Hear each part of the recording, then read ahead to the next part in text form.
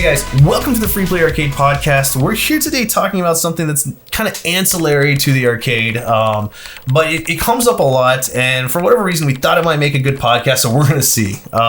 It's kind of the interplay of law school with the lives of some of the people who started Free Play. So I have Kelsie beside me, general counsel to Free Play, my wife, lawyer, and then there's me, president of Free Play, lawyer, and then there's Chris Delp, who's here to help us not...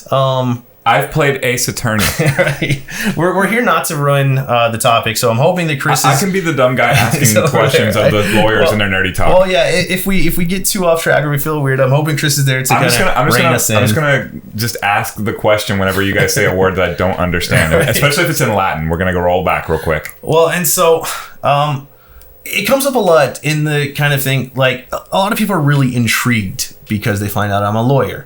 And it used to be a really good joke that I couldn't last 30 seconds with a reporter before working in that I was an attorney. And then it was like 20 seconds with anyone before working in that. Because if you watch any of the early coverage of Free Play, all of the interviews, they would either have already found out that I was a lawyer. So their very first question is, so you're an attorney who just loved arcade games? And that was like an interesting story to tell people. Mm-hmm. And so from there, it's kind of become this weird thing where people come and talk to me and they're like, so what do you do as an attorney nowadays? Like, what kind of law are you practicing? Should I go to law school so I can open up an arcade? Like, that somehow is the natural transition there. That's the dual major, right? Right. So we're going to try to kind of talk. And I really feel like, we have a mildly unique voice in the legal profession at this point, at least. And I think, though, it's also a voice that a lot of lawyers have, but that never gets listened to. So I wanted to record this so that I always have a video that I can point to that kind of talks about how the law has interplayed with my life, Kelsie's life, and our current jobs, our former jobs, and the arcades. Starting up, I guess let me dive into Kelsie. When did you think or know that you wanted to either be a lawyer or go to law school? That's really funny. I was a big reader when I was a little girl, and I loved John Grisham, and I said, I'm going to be a lawyer. And I was told several times in my life that would never happen. And briefly, I decided I wanted to be an actress. Didn't work out. Turns out I'm way too anxious for that. But I went to law school. So you picked the next most. Yeah, so I went back to the original plan after. I think it was first ballerina, then lawyer, then actress, and then I went back to the fallback of being a lawyer when I didn't make it as an actress after not trying at all. Either star in a John Grisham movie or act it out in real life. Right? Yeah. One or the other. So that's kind of what I did. And I don't know. If you've been there, you graduate from high school, you go to college kind of maybe, and you don't know what you're going to do, and you just kind of head in a direction, and that's the direction I headed in. Well, it's kind of interesting because when we started dating, you were going to UTD at the time, and you were kind of like, I think that was when you were finally back to trying to go back to figuring out a law school path. I feel like you graduated high school, and you can correct me if I'm wrong. It feels like you kind of graduated high school, went to college without any plans, really? Yeah, I ended up... I didn't care much about it at the time. I was very apathetic when I was graduating high school. I didn't care for school very much. I was very good at school, but I didn't care for it. I was very much in favor of going to community college, and my best friend and I had agreed we were going to do that. And at the last minute, she was like, no, let's not do community college. Let's go to a real college. So we went to UNT. So you went to the nearest, kind of generic state school. We did. And immediately she decided she hated it, and she left after a semester. Yeah, after a semester, and left me there. And I was like, awesome. And I actually have nothing but nice things to say about UNT as a school, but it was a very boring place to live. Especially when you were broke, there was nothing going on. If only. And Denton there's much more to do now than there was then. I do feel bad for you because my first arcade memories, and they are glorious, is the UNT Student Dormitorium arcade, which has basically been recreated in Free Play Denton. We are live here on the Free Play Arcade Podcast. While we're taking a quick break to silence the phones, let's go ahead and say, why don't we subscribe? Everyone should subscribe to this channel. We make awesome content. We're releasing videos 3 times a week now. It's really, really crazy. So back to the show. Chris remembers arcades at UNT. At UNT, they were gone when you were in school. Oh, and then, I see. That was the next question. You guys bring them back. So yeah, I feel your pain of nothing. I missed it. I was there during that absent window. No arcades there at the time. It could have all been different had there only been arcades at the time, but there were not. Do you have the dual major in arcade games and law? I did. I had not declared a major. Yeah, so I was go back to UNT. So you were still undeclared. And so then you went to UTD. I went to UTD. I had a friend at UTD that was like, "Hey, come here." I should never have listened to him, Travis. What were you thinking? Anyway, I did go there, and I ended up rooming with the person Corey had roomed with his first year at the same school before he transferred away. And we started having a poker game at our apartment, and Corey started coming by. And that's kind of how we met. So yeah, I had actually transferred to a little school called Austin College at that point. And if you've never heard of Austin College, which you probably haven't, it's because something like 75 to 80%, it's a small private liberal arts school. 75 to 85% of its graduates go on to do some postgraduate work, whether it's become a doctor, become a lawyer, go become a professor or something like that. Or they're also pretty well known for a master's program that they have for education. So they create some of the best teachers in the state. That's a 5-year master program. Right. So and cool. It's probably one of the most reputed in the state, or at least it was at the time we were going to school there. So very few people know what Austin College is. Plus our graduating class was like 240 people or it was. Like and in that. case so you don't know, which you probably don't because no one ever seems to know, Austin College is not in Austin. It's in Sherman, Texas, 45 minutes north of here. And the reason I know about this is because after UTD, I transferred there to be with this guy I started dating. So yeah, we had started dating, and you wanted to go to law school, and I said, well, I have a really, really awesome school that just, it makes lawyers, or at least pre-lawyers, right? And I'm sure you can imagine what my mom was thinking when I was ready to transfer the third time to a new school to follow some guy. But Austin College is an amazing school. Like you should go there if you could. At least you're transferring to a good school. Usually when you hear that story, it's, hey, Mom, I'm dropping out of school because of some guy. Not, I'm transferring to a really awesome school because I'm following some guy. Well, it was all coming out of my mouth, and I'm sure every time I made a new decision, it sounded like I knew what I was talking about. You had some plan. And I don't think my mom knew any more about Austin College than I did at the time. It just turned out really, really well. Right. Well, it was a great school. Still being close to DFW. Mm-hmm. So at the time, I was like trying to pseudo manage the family restaurant-ish. Like I wasn't around very much because I was up in Sherman doing that. So we went through Austin College, and we actually while we were there, we decided for sure law school. We're gonna make that path, and I think that was really stupid, right?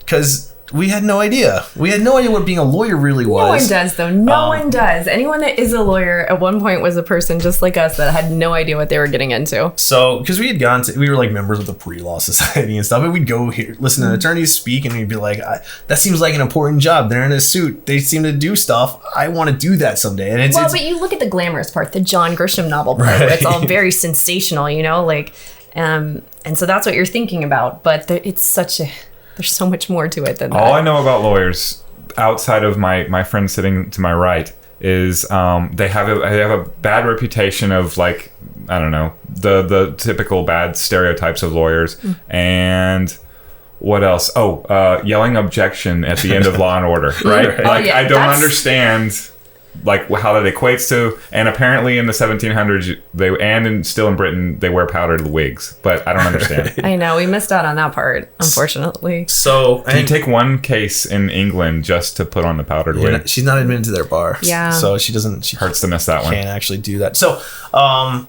we make the decision, and we dive headfirst into the picking a law school world. Like, it's this whole economy of test prep, because you got to take the LSAT, the LSAT, of making the right law school choice, which everyone has you 100% convinced that is going to dictate the rest of your life, no matter what. And so you take your LSAT, you get your score back, you have your undergraduate grades. It's not even that simple, though. It's at the time, it's funny now because law school itself and the bar exam and all that is so much worse than taking the LSAT. But at the time, it seemed like the most important thing you could be doing. So you really study for it. and then you take the exam, and then you wait patiently for your results. And truly, it's your GPA and your LSAT score, and that's it. That's what's going to dictate whether you're going to go to school cheap, whether you're going to go to a good school, basically everything that's going to happen to you for the rest of your life. Right. So we did that. Both did pretty well. Kelsie did better than me, both in terms of grades and in terms of the LSATs. I had actually scheduled to retake them and slept through it. So was super. I mean, it was really weird. I'll never forget that. But we both actually had really good scores. What was the game that kept you up the night before? I think it was beer. Oh, okay. Probably. Had your own 15-hour run on Tapper. But so we had, wanted to get the best possible scores, because then kind of the range of schools you're going to go to, and then you spend an inordinate amount of time researching the like where the graduates go practice law, what areas it feeds into. Is it a national school? Is it a sub-national school, a regional school, that kind of stuff. And so then you make your short list, then you send out applications, and each application is a ton of work. You cover letters, all this stuff, lots and lots of work. And then there's all these fees and stuff. And at the same time, you have these other schools sending you fee waivers because they want to trick you to go into their worst school, but they're pretending to like you. Like, it's a whole game. And each law school has to play it to make sure that their average LSAT score and GPA stays about where they were.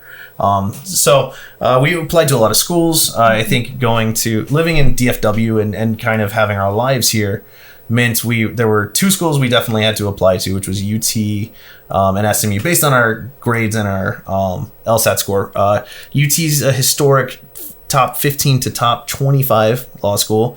SMU's a historic around 50 in the nation. All I know is about their football teams. Right.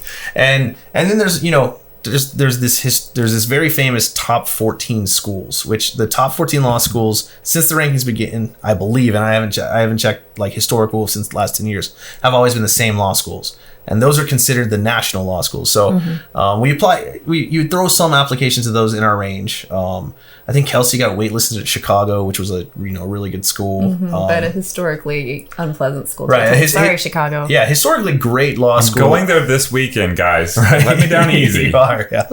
You don't have to enroll in the law school. Don't go to the law school. I mean, University of Chicago in general has its own reputation as being very hard, both undergrad, both law school.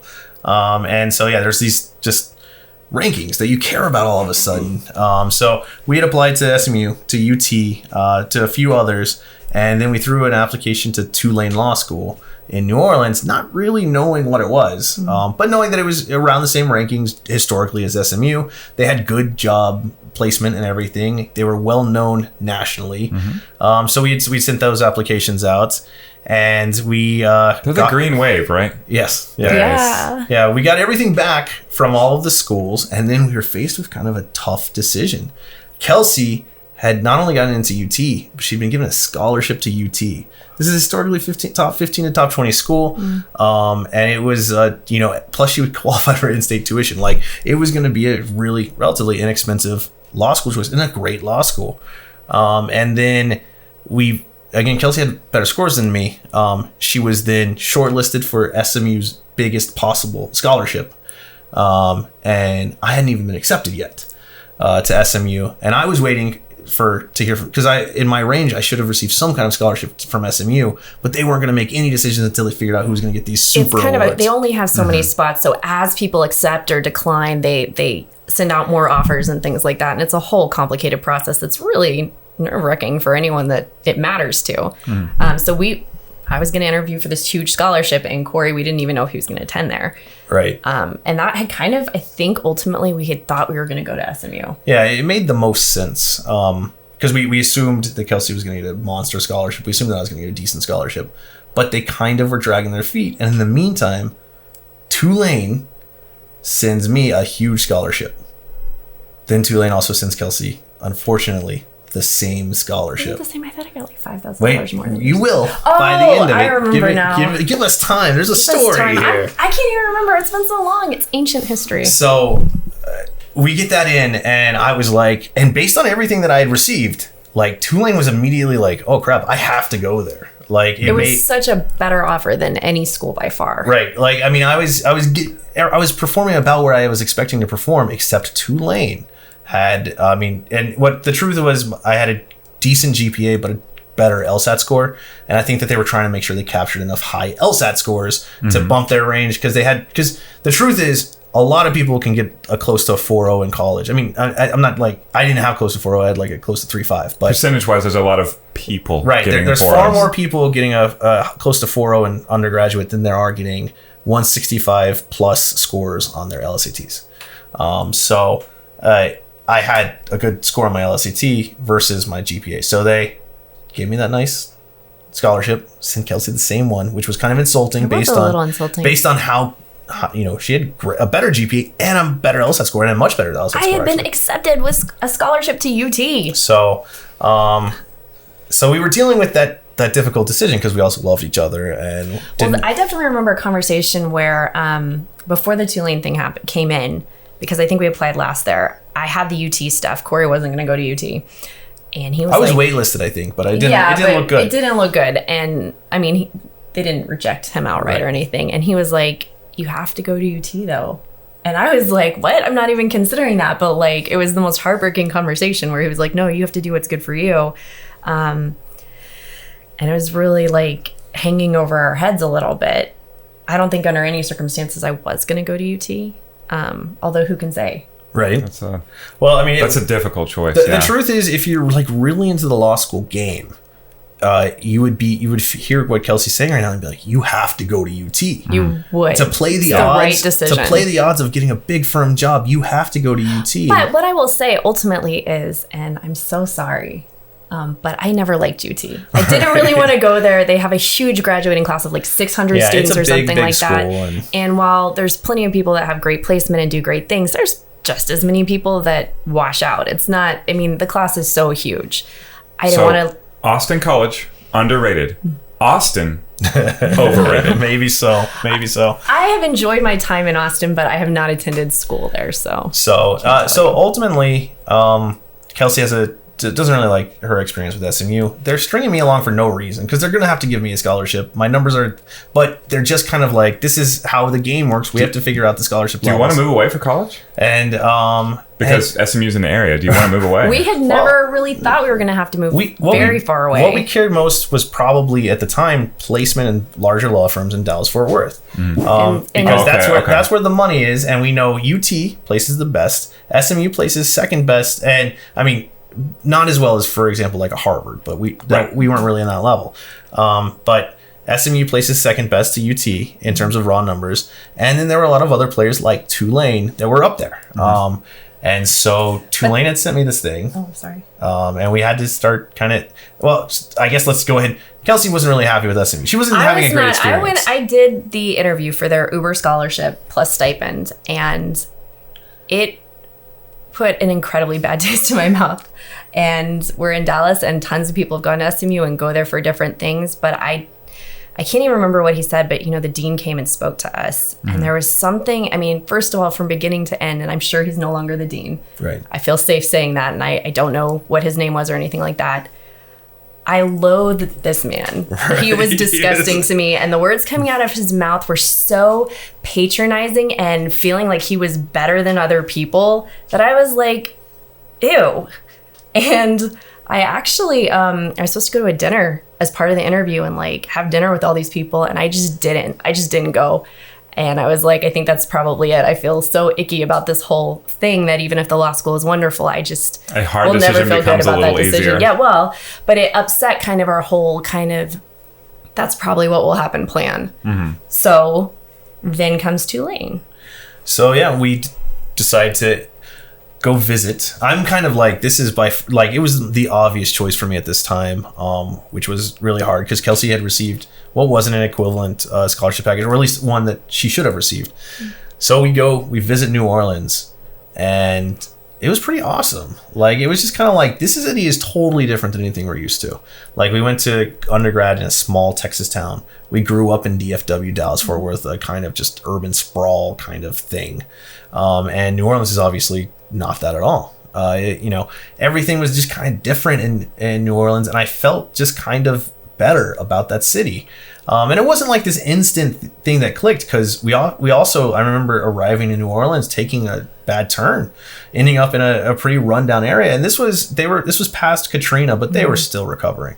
Mm-hmm. I mean, in some ways, there were things that never went back to being the way they were before Katrina. So, right. Yeah, so I all three of us have lived in Louisiana. You know, you guys with this experience and me growing up. So, yeah, it's interesting too, because like I hear about your Tulane experiences, and we're going to continue to hear about them. And I definitely think, like, you know, whenever I think of New Orleans and that area, I think like you guys would be fishes in water there. No pun intended, but like. I wonder if that's because of your time at Tulane, or if it was always meant to be. If you guys were always these people that like I feel like would be best served by not only Tulane but the New Orleans experience. I don't know. I'm very curious. I want to go back in time and meet the 17-year-old versions of you guys too. Well, and it was really weird. It was really interesting, and there were obviously parts of New Orleans that were. Like, I mean, for example, the trolleys hadn't even come back, and it had been years, and everyone was just like, "Will they ever come back?" They're streetcars. Have they? Yeah. They came back before we graduated law school, and they're wonderful and they're amazing. And now I mean, this is almost 10 years ago now, so now they're just crushing it. It's amazing to be in New Orleans right now with those streetcars, because it's so convenient and so easy to move around lots of the city. But anyways. It struck me as like, I was like, this is going to work. And they had really nice facilities. They had, a good law school, everything that you're checking out. Now, one of the things to think about here, though, we're talking about these weird nuanced law school choices. Not a single bit of this has to do with anything about practicing law. Not anything that we're talking about, the LSAT. But you don't know that. I know. You think it's everything. And I have to say that our choice to go to Tulane is a little bit unusual, because actually in the state of Louisiana, they practice a different type of law. Yeah, Napoleonic Code. All right. Yeah, it's I was based definitely on the going to Napoleonic ask. Code. Yeah, it's totally different from all the other states. So did they teach you guys Napoleonic Code? So actually, the majority of graduates from Tulane will go somewhere where they practice outside of Louisiana. 25% of Tulane grads will stay in Louisiana. 75% go out, and so they have two different programs. One for the civil code is what they call it, the Napoleonic Code, and then the common law, which is the English-derived legal system that every other state operates under. But the benefit I actually lived in Louisiana, so I am aware that Napoleonic Code is a thing, but I want to ask my lawyer friends, for the people listening who have no idea what you're talking about, what and why is it named that? Is it about an ice cream? Yep. No. Louisiana was controlled by France, and France was under a legal system that was derived from the time that Napoleon had been the emperor or whatever of France. And they had the legal system a little different. Now, it's a little overblown at this point, since Louisiana's been part of the United States for so long. The civil law and the common law have kind of merged quite a bit. Like, they'll use silly, funny words to describe things that are basically just like the same things that we deal with in the common law. And there are differences. We had a professor that had moved to Tulane from Berkeley because he was a property professor, and the way that they deal with property under the common law in Louisiana is different. It's a little bit more, if I remember correctly, it's a little bit more free. Right. It's a lot of fun for anyone who wants to do comparative law type stuff, because it's totally different than every other state. So you get to get a whole nother legal system to compare the common law to. And so anyone who has any interest in comparative law, and it's one of the ways Tulane is able to nab some really, really top tier professors. They're the best law school that can offer that, because they're the best law school in Louisiana. And it's in New Orleans, which is a really fun place to be if you're the right personality for it. But when we went, what most people do at Tulane are study kind of the different ways people handle different types of things in the law. So they might say, some states do it this way, some states do it this way, most states do it this way. And you kind of learn the different motivations for the laws. And that, from like an academic perspective, I think that's really interesting. When I came back to practice in Texas, there were a lot of things that literally everyone else sitting next to me knew, because they had gone to a Texas-only law school that was training everyone to practice in Texas, that I was like, oh, what is that little book? Well, guess what? It's a book that tells you exactly how to cite cases in Texas that I had never seen before in my life. I was like, I have no idea what you're talking about. Whoops. So yeah, like Baylor's notorious for, they teach only Texas lawyers pretty much. You don't go to Baylor Law School if you're not going to practice in Texas. But SMU's the same general way. Last podcast, I talked about my affinity for bears, though. There you go. So we're in New Orleans. We like it. Kelsie, though, still has this weird scholarship situation. We send a last-ditch effort to Tulane's administration saying, make it cost less than what UT was going to cost. And you know what? Kelsie was ready to commit. We were in love. We didn't want to break up. We didn't want to separate. We didn't want to do the whole thing. And she said, just do this and I will come to Tulane. And like 5 minutes later, it was the fastest response you received from any law school ever. They said, book it, we're done.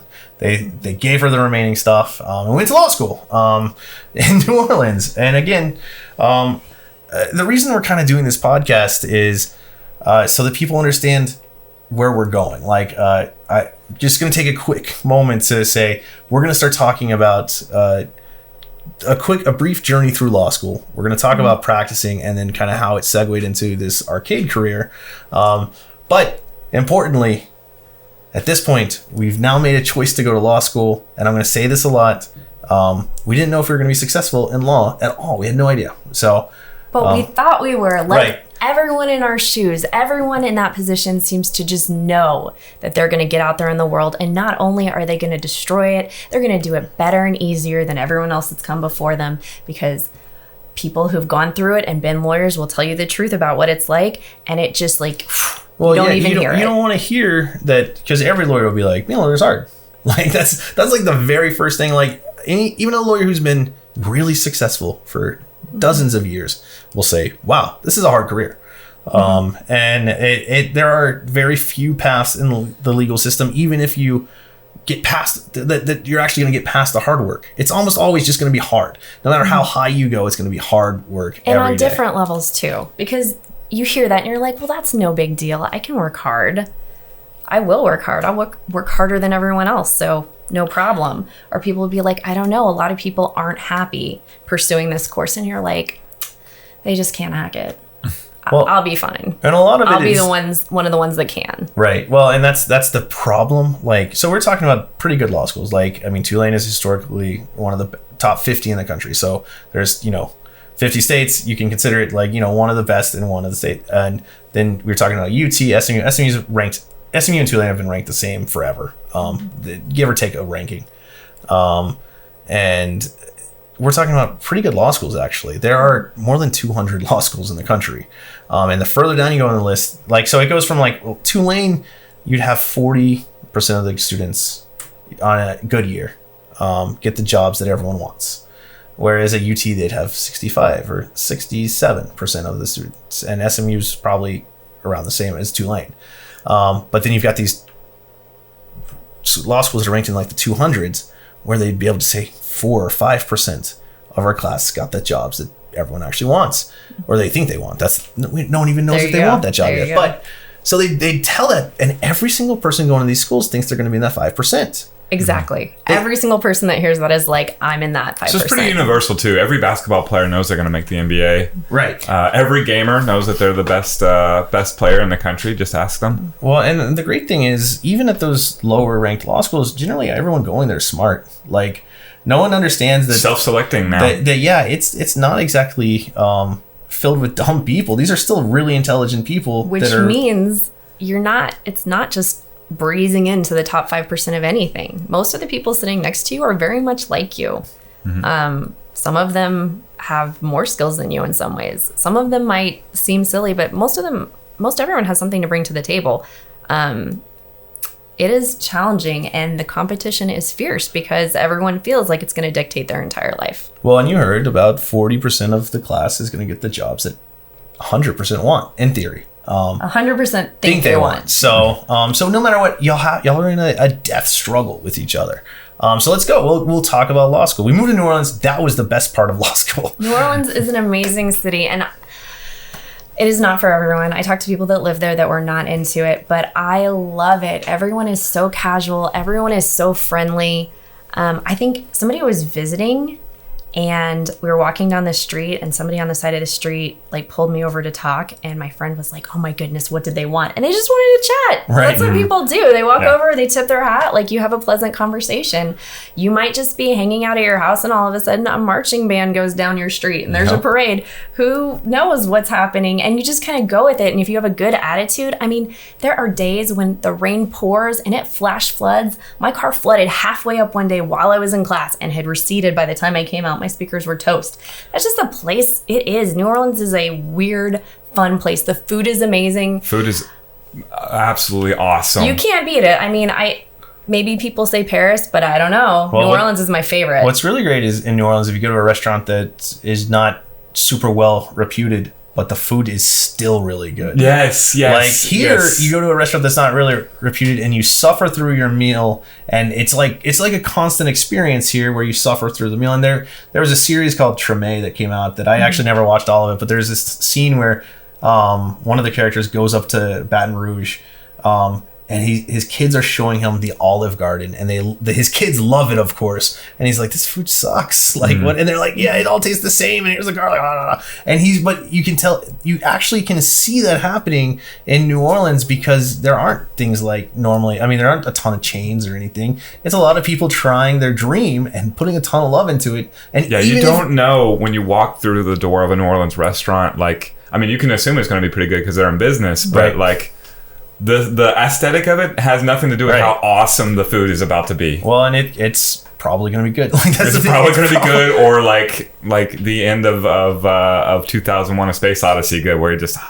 So New Orleans is amazing. I mean, every scene in New Orleans is amazing. If you talk about the music scene, the art scene, and it's totally different than any other music scene, art scene anywhere else in the country. And I found that it was so much for the better. Like I found, like what was really sad is I got into a lot of stuff in New Orleans, and then you'd go to another place that's supposed to be good at this, and it feels so fake compared to New Orleans. New Orleans is such the real deal, and when it comes to music, like every major music movement in the last 200 years has been based out of New Orleans. I don't know how that's possible, but like blues and jazz and rock and roll, it all comes right from New Orleans. Well, and you can tell that anything that has been credited to the South really was New Orleans. Like it started there and kind of grew. But yeah, it's amazing. It's a great. And you can see why, because I mean, obviously Mardi Gras is a thing in New Orleans, and not the like really boozy, everybody flashing people part of it. But all the parade routes start kind of in Uptown. I mean, some of them are a little different, but they mostly start in Uptown, where people who live in the neighborhood and bring their kids even, and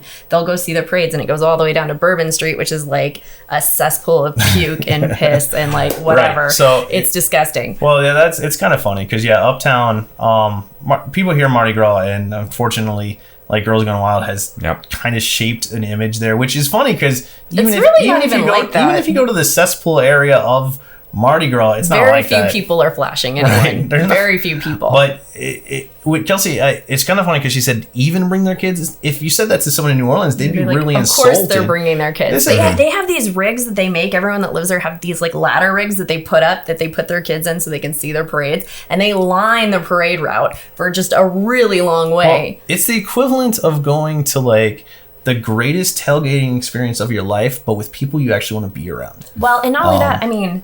It's awesome. In terms of kids, like the elementary school marching bands or dance teams and things like that will be in all of these parades. And this is what I was actually going to try to say about the music. Like, of course, it's an amazing place for music. You see these kids in their marching bands, and these like little kids have more talent in them than anyone here. Yeah, I'm sorry. It's so Dallas. and it's because it's like their life, and from inception to beyond. But so we picked New Orleans. We love New Orleans. New Orleans is awesome, and I don't think enough good things, and I don't think there's any way that we could even capture how great it is.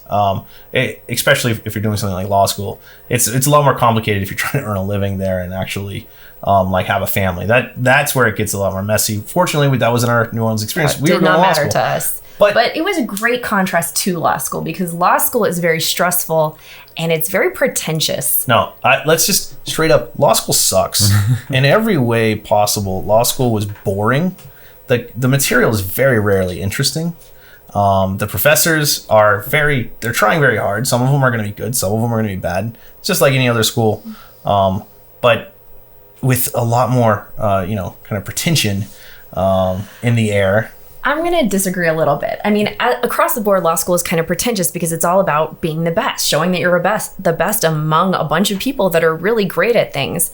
And that stinks. But what I was going to say is in New Orleans, it's the least pretentious place. What is it? Brad Pitt famously loves to be there. New Orleans is the least prestigious place. Law school. Well, it just kind of sounded like you were saying that the law school was the least pretentious. New Orleans is the least pretentious place you can be. And what I was going to say is Brad Pitt famously loves it there because people treat him like a human being instead of like an uber celebrity, because people are just cool like that. They just want to be out there and have a good time. Our entertainment law internship. We interned for an entertainment lawyer who actually, a character in Treme was based on her. And she was a big lawyer in New Orleans, but she was also running around like with the parade troops and things like that, just having a good time all the time. Like everyone there, even the serious people, were not very serious. And I love that. Some people, I think that would bother, but compared to law school, which was so... I mean, I'm not going to say I hated everything about it. I actually thought the subject matter was really interesting for the most part. I'm academic, right? I loved getting into the nitty gritty of legal cases and why they turned one way instead of the way you might feel at first they should go. I mean, I think it's good for you to see the way that you initially react to things challenged by a lot of thought and intelligence that happens in some of these cases. I will say that the educational aspect of law school is very valuable. The ways that you're forced to think about things and constantly reevaluate both yourself and your position versus the facts is very, very valuable. And you'll hear people in law school say something that's really kind of dumb, but is actually probably accurate, which is think like a lawyer. Mm-hmm. They teach you how to think like a lawyer. Well, because ultimately the job of being a lawyer is it's not getting to the right answer. It's representing your side. And there are more than one side. Sometimes there's several sides, and each has their point of view and the case they're trying to make. And there's not just one way to look at things. And that is the deepest life lesson. So you do get some of that in law school. Right. Well, yeah. So, because it's important to note, again, we've now gone through undergrad. We've now taken the LSATs. We're now in law school. Not a single bit of anything we've done is being a lawyer. Like, it's not the work that a lawyer does. None of it is. It's trying to mold you into it, which it kind of does. But no kid, or even grown-ups, whoever's doing it, adults, 24-year-olds, whatever you want to call the people in law school, not a single one of them have done a single bit of legal work until your final year in law school. Right. So, I mean, your first couple of years, you have classes. You have criminal law, and you have your criminal law book, and you'll read cases, and you go to class and talk about it. And the same thing for property or probate or whatever, all the different legal topics, more or less. You hit those, and first of all, to stay on top of what you have to read, which is tremendous, and it's written, some of the cases are very old and written in very challenging to read ways. To keep on top of that is actually a tremendous amount of work outside of your regular class time. And if you have a professor that is a real stickler and really trying to make it hard for you, and you will definitely have one of those professors. You'll have many in law school. You'll probably have many. I'm thinking of one in particular, but they are going to, it doesn't matter what you do, they're going to show you how it's insufficient. So enjoy that. And I want to kind of, it's dumb. It's brutal for sometimes no good reason, but if you're listening to this, there's probably a good thing that I can spoil for everyone. Kelsey's going to graduate magna cum laude, twice published. The only person that had all three of those things. 2 publications plus being magna cum laude. I graduated. I graduated. Mission accomplished. But I did not. I was not cum laude. I was not magna cum laude. I was not summa cum laude. And I was not published. Now, I did win a bunch of stuff in like negotiation, mediation, that kind of stuff. But so I think, fast forwarding ahead, like, the ultimate thing is law school is a ton of work, and I did really well in school, and if you have good grades, they'll put you on law review, which means you're working on editing and publishing things as part of like the publication that the law school has. And that is a stupid amount of work. I was really good at it, but honestly, too much work. And Corey did not do that well, so they didn't put him on any of those things, and he didn't have to do any of that. And then my second half, basically my second half of law school. So from the second half of your second year on, I took only classes that didn't have mandatory. They all have mandatory attendance, but I took only classes that didn't take attendance. So I didn't have to keep going in all these classes that I hated. I would show up for the exams, pass the exams, move on. And I actually did very, very well. Anything that was really great is no one in law school can do math. So any class that had math, I would just destroy. It was really fun because I didn't even like tax, but I just keep taking tax classes because everyone in law school, you put a calculator in their hand and they would go south for them fast. So we had different methods, right? He took the lazy route. You said law school teaches you how to represent yourself, right? That was a little bit of it. Does it teach you negotiation tactics as well? Do you come in with that? If you do not take a class geared towards that, no, absolutely not. You can make it all the way through law school without having any preparation to do that. But we chose to take because I thought it was a good, helpful class for actual practicing negotiation and mediation. I'll do a quick spoiler alert for a long way from here. Negotiation and mediation is the most important part of litigation. There is nothing more important, and it's not even mandatory in law school. It's bizarre to me. Well, and it sounds like that you came into law school with some pretty good negotiation skills because your story about getting the scholarship it required negotiation. Well, it's kind of funny though to think about how times changed. Because then I was just when I first started law school, it was you have to put them to an impossible. It's an obvious decision that they have to do, and you put it to them, and that's how you win. And then you go to law school and you realize that if you make them think it's not an obvious choice, you might get more, right? Mm-hmm. It's really actually like playing poker, which is something Corey did a lot when we met. I mean, we talked about it's how we met, but it doesn't really matter what you're dealing with. It's like, I think we were talking about playing poker and you were like, it depends on my cards. Mm-hmm. And the truth is it doesn't. Your cards don't matter. Mm-hmm. It's how they think you feel about it. Mm-hmm. It's all voodoo.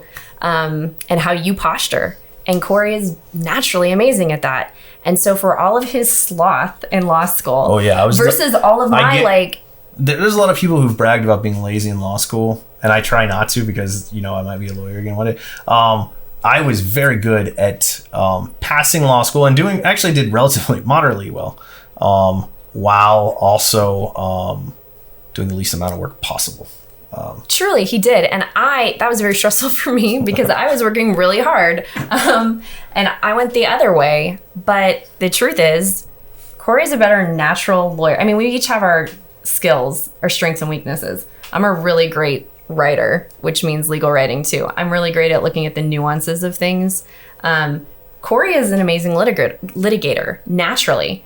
And so negotiation, mediation, I was trying to learn how to do it, and he was just steamrolling everyone. Mm-hmm. And the best part is, and this is something I saw when I played poker with him too, he will win so hard. And when you walk away from that negotiation or mediation, you feel like you're winning.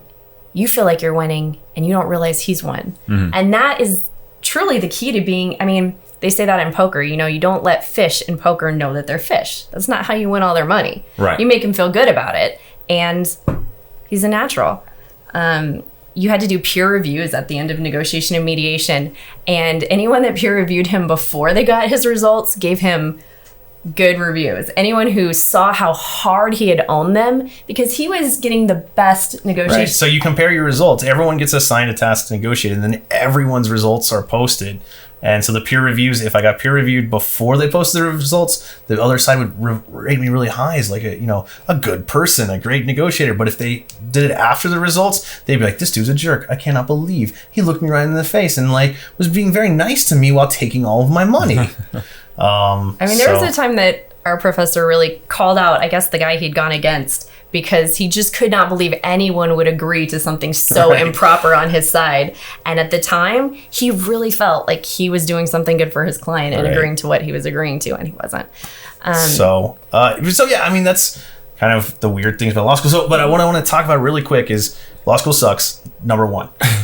Number two, in between each year in law school, you have what's called your summers, which a lot of people don't know about, which is where you're in theory supposed to try to figure out what you're actually going to do with this law degree. Mm-hmm. So your first summer is a little bit weirder. People look up for high level internships maybe, or paying job if you're really lucky. Almost no one gets a paying job for their first summer, but you look for a really good internship. Right. So Kelsie had one of the most prestigious possible internships. She was at the U.S. Attorney's Office. That's a good one. That was awesome. If you ever get the opportunity, I had such a good time. I learned a lot. Go for it. And I was a lawyer. Never. I got a job actually. I mean, through a family connection through Kelsie, actually, and my direct supervisor, my boss, just put me to work. Just let me be a lawyer, and more just let me keep being a lawyer. Before he was a lawyer, and also decided that I should get paid fairly, so it was paying me nice amounts of money. And I was like, wow, this is interesting and easy. Like, how did this work out? And then so the next summer, obviously, I committed to him to come back because he was going to pay me even more. And Kelsie, though, gets one of the most prestigious firms in Dallas. Brings her on for her second year as a summer associate.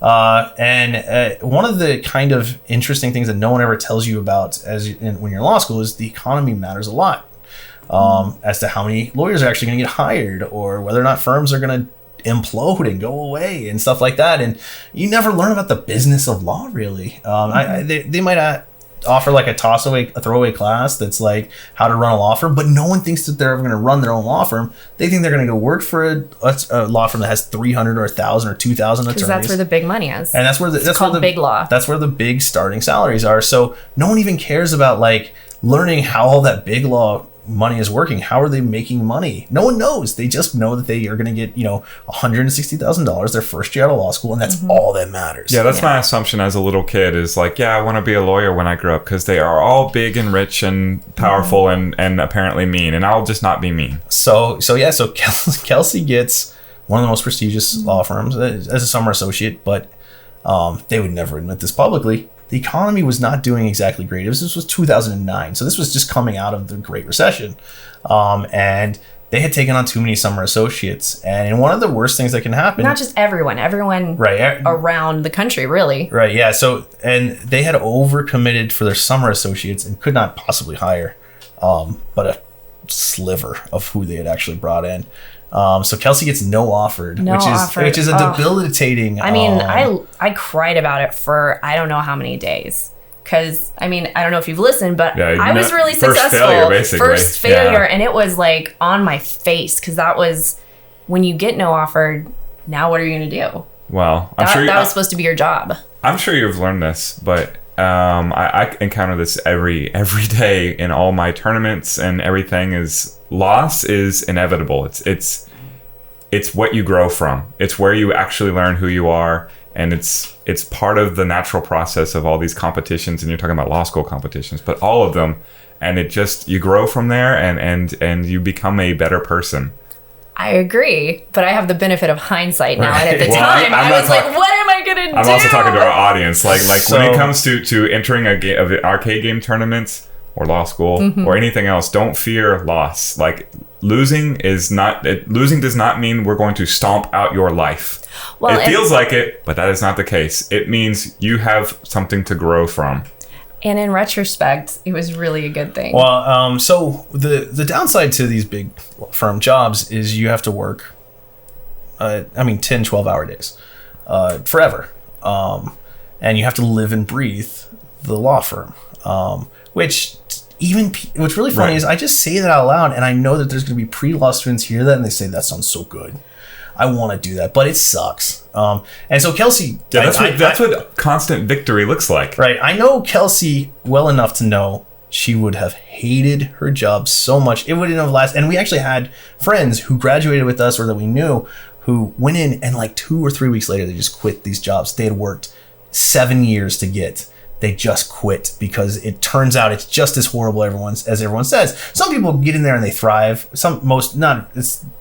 Even in big law, like even firm people who make partner will say that they didn't really thrive, that they just survived long enough to get to partner. I feel that one of the things that most matters is who you wind up specifically working under. Right. Whether you're working for somebody talented, because one of the things I saw during my summer internship was a lot of stuff that was really unimpressive in terms of lawyering. For one of the most prestigious law firms, they were...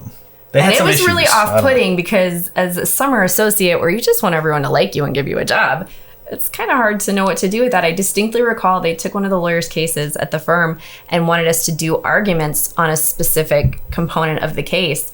And the answer is you lose. And honestly, you should not be presenting this argument if there's not a better way to win this case, like, I mean, and this was a real lawyer that we were working for that was doing this in court. That was presenting that argument. And that was only one of many examples of times where I was like, is this what being a lawyer is about? Because I felt like there would be more. Now, there was also one really impressive attorney that was there. He didn't stay there for very long.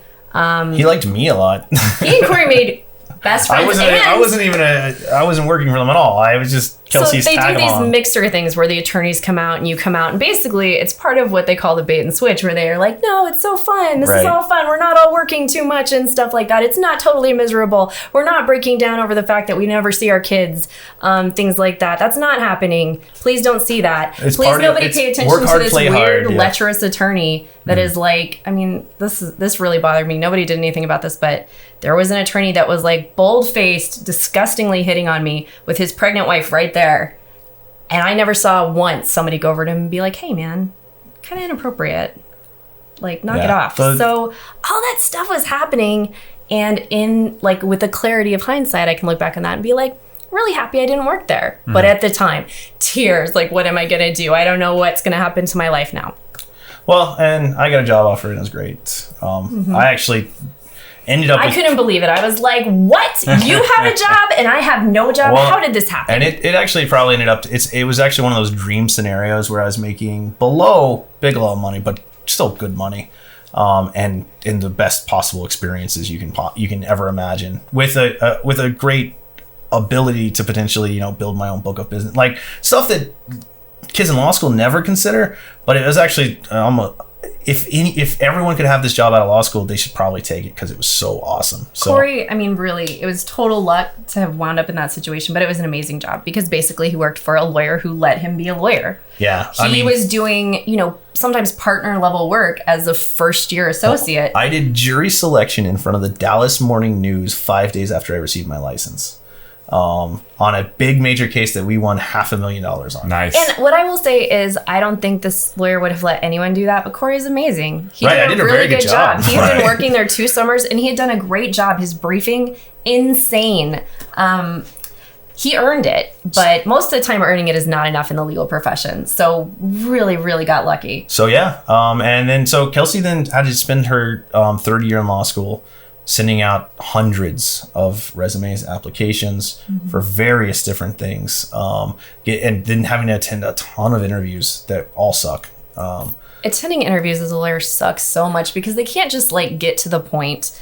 They gotta tour you around the office, and you gotta talk to 10 what people. is this an interview for?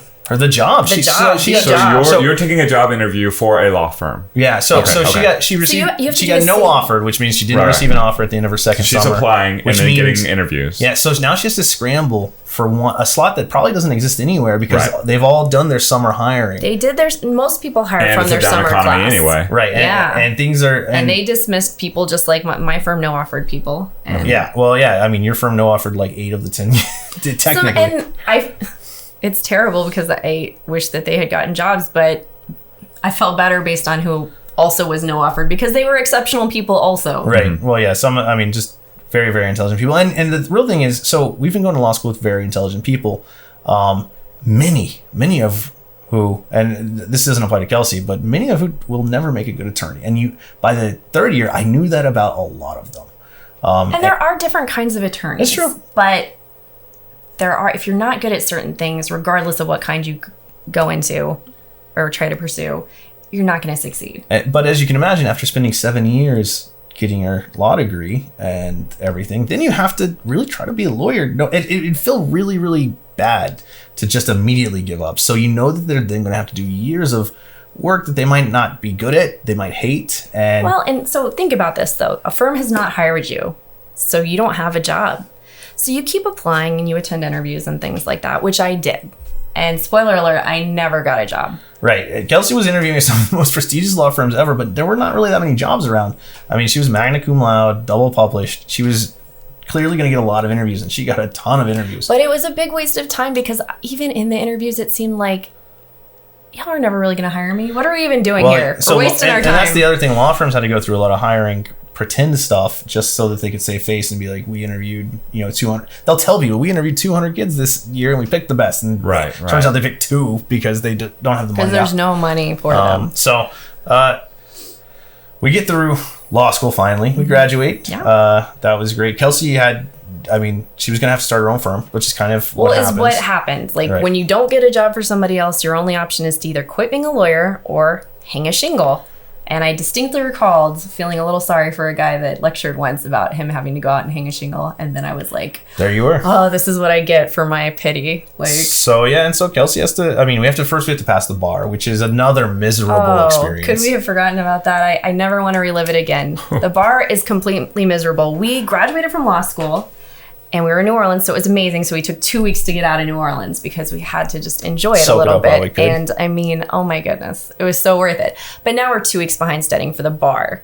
And the bar is no joke. If you do not pass the bar, you cannot practice law. So it's everything. All your law school down the toilet if you do not pass the bar exam. So we have friends that ended up taking it multiple times and never passed. Very intelligent people. Very capable, wonderful people. The real thing is, because it's a whole nother skill that you've not been trained in law school. You've not been trained that through your LSATs. You've never received an undergrad. It's a raw memorization test that you spend 2 or 3 months cramming for, spitting it all out over 3 days, and then hoping you pass. And what's really great is it takes like 2 or 3 months to get your grades, your results. So everyone... You might have to get into a new career. Well, and we'll tell you in 3 months. To be continued. Think about this. I was actually working in a law firm, and this is how they do it. You can't appear in court or anything because you don't have a license yet. But you can work pending your... Yeah, you're pending, and if you fail and you're working for a law firm, your law firm now has to fire you or can't use you for 6 more months while you retake the test, which also means you have to be distracted from your law firm work while you study to pass the test. So anyways, we both passed. Yeehaw. Okay, but it wasn't as simple as that. It was terrible. It was like studying every single day from morning to night. Like, none of our family saw us. We attended no functions. We went out. None. I remember one time I just totally broke down over the horribleness of it all, and I drank like half a bottle of whiskey just because that meant you couldn't make me study. Very important question. Which brand? Who remembers? I drank half a bottle of it. Like, it was whatever it was bourbon. It was Jim Beam. Bourbon. Okay, there you go. And it was the best night of that entire summer. By the end of it, we did pass the bar exam, and the best feeling you will ever have is knowing you will never have to go to school or take another test again. It's true. It Your is license so as a lawyer. awesome after, there's so many tests. There's so many. Anyway, it was so good. It still took like 3 years for me to stop having nightmares about not having the right credits or pass the test or whatever, done the right thing I was supposed to do to get to the right place at the right time. So now you've worked almost a decade, like years and years and years. And you're the fattest you've ever been. Oh yeah, no one looks good after the bar exam because you've been inside for months and months and months. You're and pasty. You've been eating fast food the whole time. You have no money because guess what? You graduate from law school, your student loans run out. And now you have to live the whole summer. Darn it, this is running long, but we have to go ahead and talk about how much law school costs.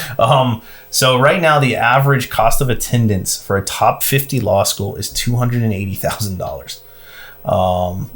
And so, we had scholarships and stuff. Well, that's your cost of attendance. Right. There's more than that. You have to live during that time. You have to eat during that time. In theory, that includes. Does it include it? Yeah. In theory, that is it only $280,000? Yeah, so it's like between 50. It's about 50 to 60,000 a year in tuition, and then living.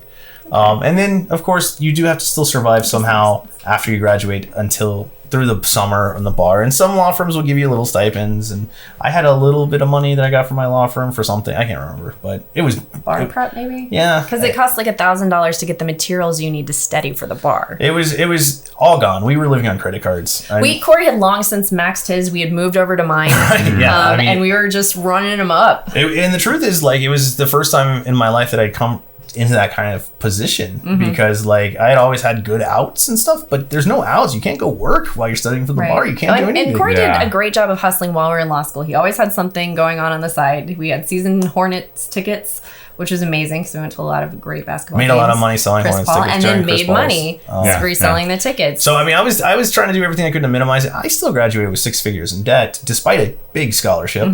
And despite having a good job both summers. It was just, I shaved the 250 to 115 or 120 or something overall or something like that. But that's still a pretty sizable amount of debt, and I had a job. I was going to be able to live. I was going to make it, but man, that sucks. It's so scary. And there's people that went to our law school that will be paying off their law school loans for the next ever. Well, and so say you have $280,000 of law school debt. Do you have zero undergrad debt? Because we know people that are getting pretty close to $500,000 of student loan debt graduating from law school. So even if you get the premier job, you might be in trouble. Yeah, $160,000 a year against $500,000 of debt. So, and that's, now we're talking kind of like I end up in one of the best case scenarios where I have a really awesomely paying job. I have, I'm actually, turns out I'm a good lawyer, which he's a great lawyer. No one knew that was going to happen. But there was no way to know that was going to happen. And so things are going well. We're starting, like, you start your own firm, which is hard. It is so hard because there's so many rules as a lawyer, ethical obligations, and they're so serious. And if you don't do things properly, you can get sued, you can lose your license. Also, you feel bad because you want to do a really good job, but there's no one teaching you how to do that. So figure it all out on your own. And I did. Well, but that was hard. When you come out to, you have to figure, like, no one's taught you how to get clients. You gotta go marketing. Find some clients. And you have to go convince people to give you what's a sizable amount of money. And most of the early solo practitioners are dealing with people who are just normal people, not businesses or anything.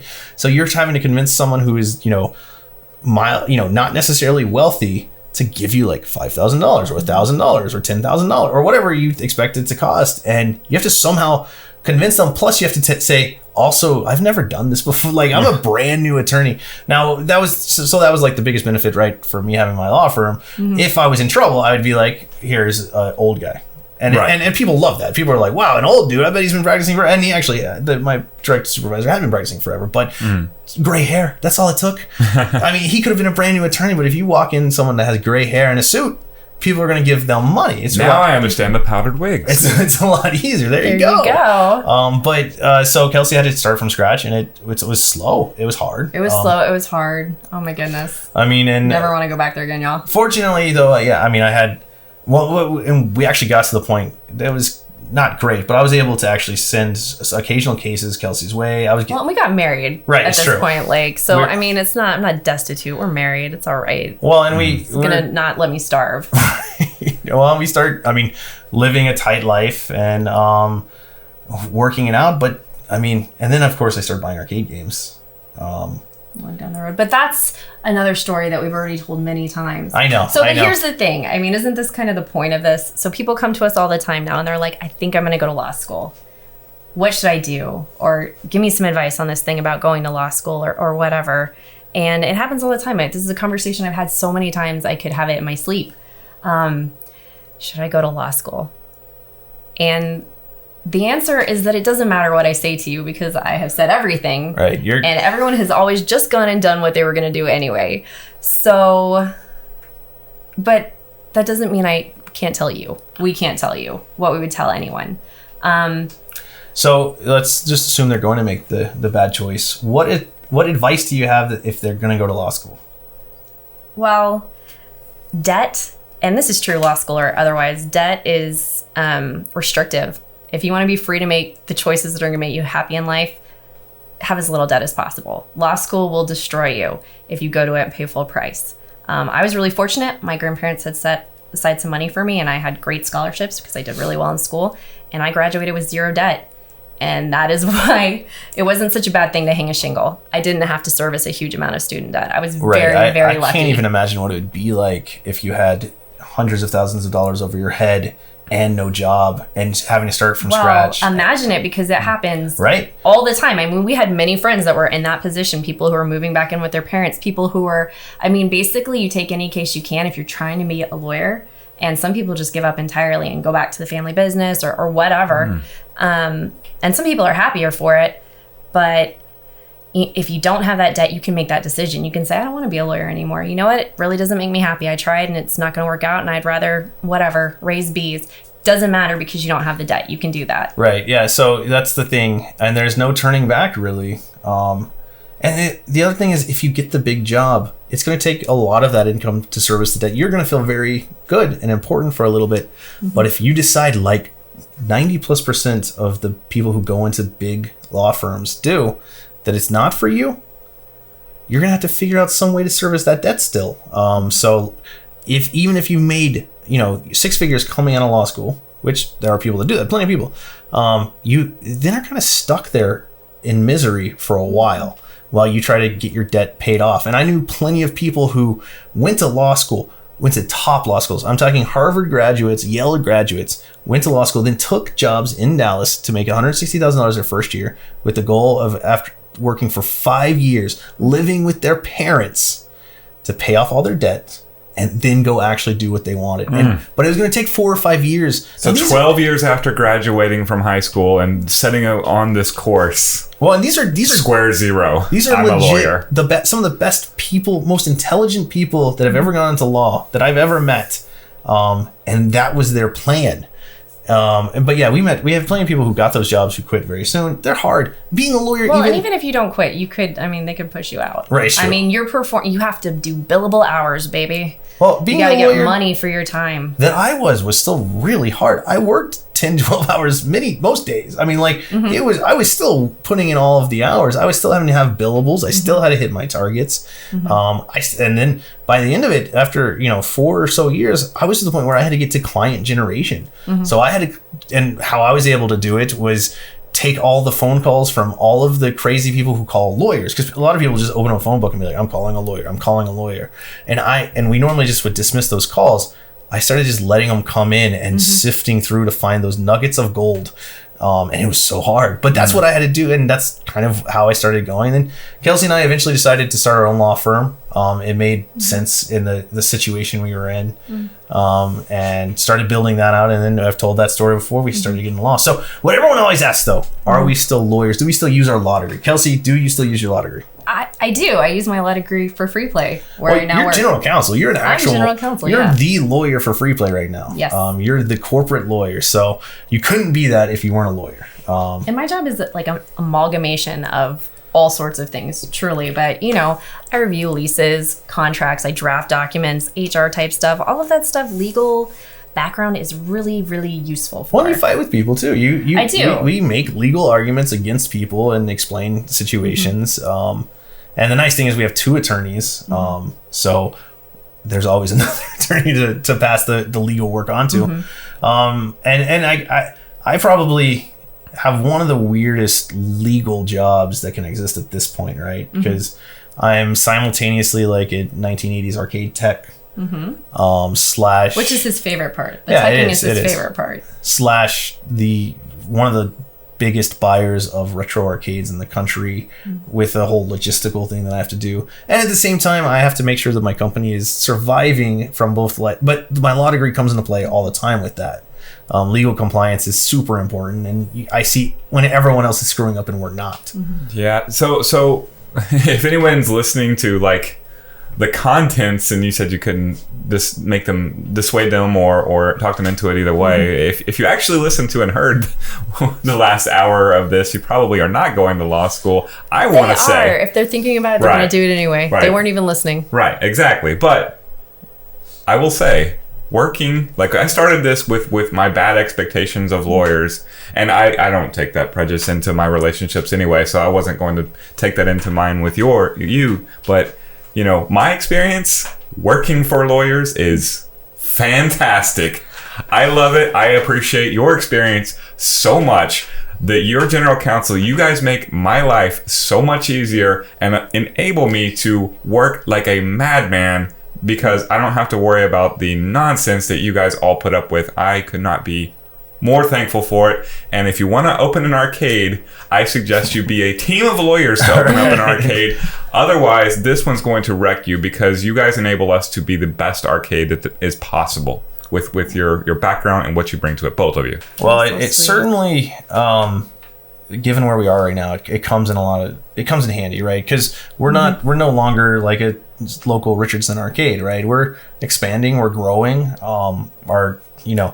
our growth is triple digits, it feels like, every year, in terms of in everything. And that has just implicated all sorts of crazy stuff. Like, I mean, we get letters from the IRS all the time now. We get letters from government agencies all the time, which we would get at the occasional ones where we had our one location. But it really is just multiplying the business over and over and over. And so, like, at some point, we would have had to hire some kind of attorneys. And But that's expensive. Yeah, and not for you guys. Well, and as people that have litigated against other attorneys, they're not always doing the best. I mean, there are plenty of amazing attorneys, but attorneys are just people. Some are good, some are bad. Most of them are pretty okay most of the time. And what's really great is some attorneys are good one day and bad the next, or look. So that's the great thing about being an attorney that we never got to. You look dumb pretty often. It's so good for your soul, Right. for your humility, because you are not going to make it through without being a total doofus or just getting completely destroyed in some manner you didn't even see coming, and just having to sit there and eat that. If a judge is chewing you out, you're going to sit there and you're going to say, "Yes, Your Honor." Right. And then you're You going to just have go to deal take with it. it later. And it is, I guess the thing is, at some point, like when the worst has already happened to you, life is not that threatening anymore. Well, and yeah, I've talked previously how I actually have a 100% win rate, and why I have a 100% win rate and everything. And we've talked about that, but one of the interesting things is that doesn't mean I haven't been totally humiliated in front of a judge when the other side played me like a chump. Doesn't mean I haven't done the exact same thing to the other side. And when you're in litigation and you're a litigator, it's 24 hours a day. You're waiting for someone, and you've got like 10 or 15 cases going. If you've got a good active docket, you're spending that entire time waiting for the other side to make you look like a chump, or figuring out ways to make them look like a chump. So for anyone out there thinking they want to be a litigator, I would say ask yourself this: do you have your anxiety and stress under control? Because if you don't, you're not going to succeed. You'll It get is chewed up. literally impossible. So if you think you're really committed, go see a doctor and get some pills or something. But the second thing is, are you comfortable constantly being at what is essentially a non-physical war? Right. Because that is what it is. Your job is to do the best for your client. And sometimes the best for your client is you get something that comes in on the facts, and it's some sort of pleading or something like that, and you're like, what is this? And the right thing for you to do at that moment is to not go home and see your family or eat dinner or anything like that. It is to fire off the most indignant, angriest response you can, and have it back on their desk so they can't even enjoy their dinner with their family, because that's what's happening today. Yeah, it's really important to think about, and a lot of people will hear this and be like, I thrive in stressful situations and stuff.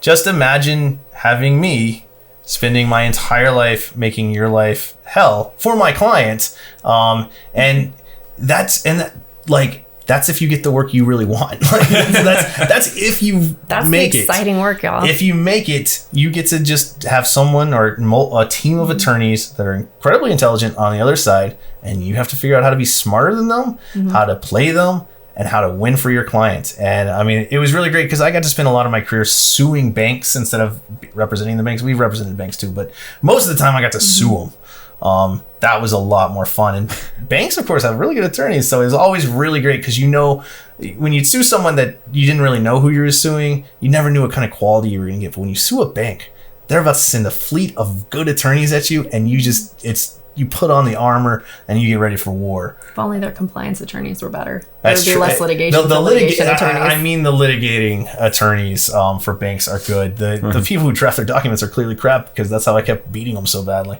But it is a hard career. There are so many things about it that can be fun, but it is like a day or two of fun after brutal weeks. And it's not for everyone. It's It's for very few people. Yeah, it's for really. very few people. And there are different kinds. It turned out that I was not comfortable being constantly at war. So I went into like contracts and probate and estate planning, where it's more collaborative. You're helping people instead of fighting all the time. That's more my speed. But there's more refugees from the law than, I don't know, maybe any other major profession, at least that. Certainly professions that require you to go to school for 7 years. I run into them all the time. I volunteer for an organization, and I went in to check it out, and the first person I met was like, a fellow refugee. We have many of you here. It's pretty common that lawyers have found something else to do, because honestly, if you're smart and talented, you start looking around and you're like, am I happy? is this how I want to spend my entire life? And if the answer to that is no, go find something else you're good at. But better yet, consider not going to law school if you're going to wind up there. And it's kind of one of those things that I'm like, do what I say, not what I do, because I get the benefit of having gone to law school and having been a lawyer. And it does make up who I am in a good way, I think. It makes me a really robust, talented person in some ways. But if you think about all that time I spent getting there and the way I did, and you just took that time and instead devoted it towards, making yourself into an excellent person, I'm sure you could do better. Well, think about the life experiences you could have spending $250,000 traveling the world for 3 years. I mean, I'm not saying that that's actually possible generally, because the way student loans working different work. jobs, seeing different things. I mean, working for a nonprofit. I will say the most well-adjusted person I knew in law school was somebody who had taken a year off after undergrad and gone and worked for a political campaign she really believed in. And she came back and she was just in a better place than all the rest of us. And is she still a lawyer? She is still a lawyer. Good. I mean, she's done the family thing and taken time off, but she's working for a good firm, and I think it's working out. I don't know. We talk once every couple of years. Well, yeah. So being a lawyer, hard. Law school, hard. Expensive. I always said that if I had a platform to talk, I would make sure I made something like this that kind of said, because I can tell when I talk to young people, old people, when they talk to me, they say, I wish I took your exact path. And they're like, I want to be a lawyer and then do something else and stuff. And I wanted to make sure that we kind of said, being a lawyer is hard. It sucks. It's, some people are good at it. I happen to be good at it, but even that, I still decided my current job is what I wanted to do more, which everyone listening to me like, well, no, duh, you own an arcade, it's a lot of fun, but it's work. It's hard work. It is every really day. hard work. I probably work just as many hours as I did as an attorney. I have way more stress than I ever did. Now that's crazy, right? I have more stress now than I did as an attorney because being an attorney to me was not as stressful as being responsible for. You can be dispassionate about someone else's. Well, I didn't have 50 mouths 50 paychecks that I had to make sure that we were good for every 2 weeks or 52 or whatever, every 2 weeks, that if we screw that up, it's like death for us and it's the worst. I didn't have that. I had a lot of clients that had a lot of expectations for me and I wanted to make sure I won and stuff like that, but it was totally different. So maybe the answer is to just not go to law school. Well, don't go to law school if you think you're ultimately not going to wind up there. I think first of all, having the conviction that you want to be a lawyer is necessary to make it through all the bull that you go through on that journey. The other thing, because I got this semi-recently, and I get it with some frequency, people say, I really want to be a lawyer, but I'm not that good at school. So to that, I say, no, do not abort, because you will not make it. Yeah. So the school that you're about to go to as an attorney, I hate school, but I'm pretty good at it. I think school is the worst thing that's ever happened in the entire world. I hate everything about it, but I'm pretty good at it. There were lots of people who weren't actually good at school who then try to get a law degree, run their lives. It's not worth it, guys. It's not worth that. We have a really good friend from law school who, she went after it. She did all the things you do when you don't have a job. She went and worked for the criminal defense attorneys and, spent her time getting people out of drunk tanks and stuff like that. And bailing people out, everything. She's not a lawyer anymore. She's happy. She's actually happy now. She is so happy not being a lawyer. I just saw it's like her 4th anniversary of not being a lawyer. She makes posts every year she's not an attorney talking about how happy she is now. So with that in mind, that is our depressing podcast about law school, why you shouldn't go, the sliver of hope that we're going to give you that you'll still use to go to law school. And then, just don't say we didn't tell you. To answer the preliminary question, don't go to law school to start an arcade, but go to law school if you really, really, really, really want to be a lawyer. Work for an arcade that's run by lawyers. There you go. All right. So that is, somehow it's a free play podcast. It counts. Free play arcade podcast signing off. Episode number 65 brought to you by Jaden Smith. I don't think anyone's going to make it this far, so we can say any sort of nonsense, but we are gone. But seriously, Jaden Smith really owes me like a phone call because we buy so much Just Water and he's doing all these Just Water events and he's never done a free play event. I feel like we need to figure that out. I had a Just Water today. I know. We drink it sometimes. All right. We're out of here.